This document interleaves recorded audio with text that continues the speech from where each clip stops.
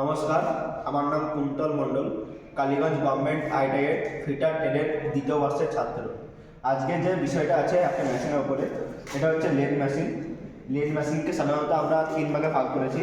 একটা হচ্ছে head stock, আর একটা হচ্ছে ক্যারেজ, আর একটা হচ্ছে টেল স্টক। আর এই হেড স্টকের পাশে যে গিয়ারটা আছে এটা বলে স্পার গিয়ার। আর এটা হচ্ছে ফোর্জ চাক। আর এটা সমস্ত মিলে একসঙ্গে বলছে ক্যারেজ। আর হচ্ছে টুল পোস্ট।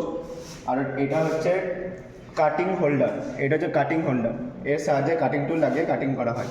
আর এটা হচ্ছে সারফেস গেজ, এর সাহায্যে আমরা এই জবটাকে সেন্টারিং করি। আর এটা এটা হচ্ছে ক্রস স্লাইড। আর আর এটা হচ্ছে কম্পাউন্ড স্লাইড।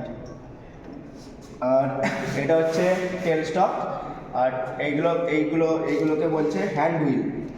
আর এই জিনিসটা যে আছে, এই জিনিসটা হচ্ছে ডেড সেন্টার।